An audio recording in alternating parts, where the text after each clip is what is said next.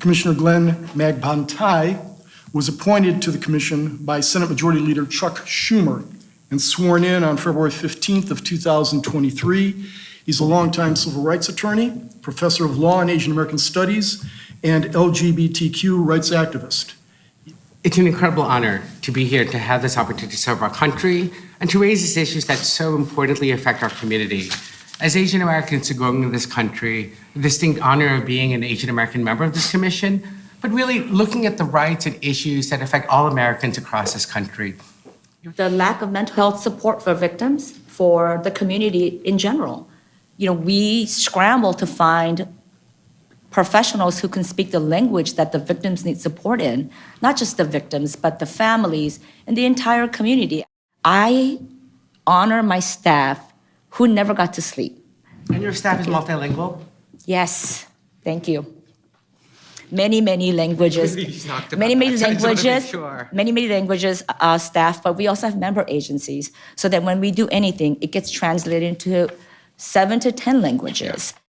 I want to talk about how the government can move forward by focusing on solutions, on language, on education, and on community language.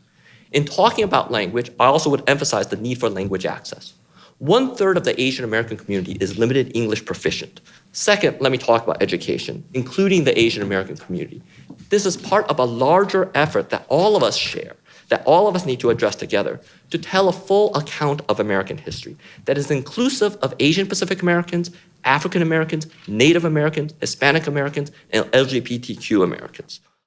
And I'm also one of the co-founders of Stop API Hate, and I serve on the California Commission for on the state of hate.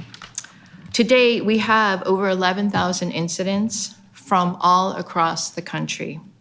The mother of a student enrolled at Montana State University who contacted us because her daughter was allegedly subjected to anti-Asian, anti-LGBTQ slurs, and who found a noose in her closet with a note telling her to kill herself.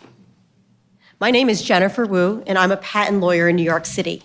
I am here because I became a civil rights lawyer because there has been no federal response to anti-Asian racism.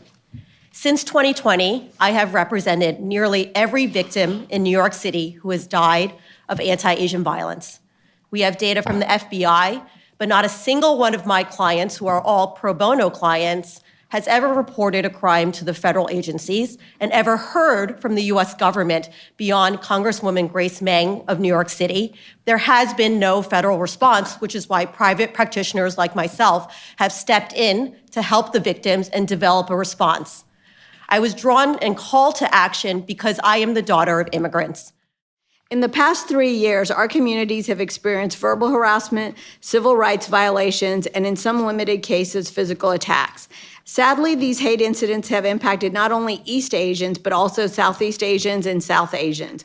Some of the most devastating examples of hate directed at South Asians include not only the Indianapolis shooting that resulted in the deaths of 4 sick Americans in 2021, but also the murder of 7 sick Americans in 2012 in Oak Creek, Wisconsin, and the homicides of 3 South Asians immediately after 9/11, 1 Sikh, 1 Hindu, and 1 Muslim. A number of you had talked about the need to have DAs, police, services that are available in the myriad languages that Asian Americans speak. There is a federal standard to do that the government is. Could you just talk a little bit about that? Because I want to make sure that our services that our agencies provide under federal law comport with the language minority groups in those populations where they need those services.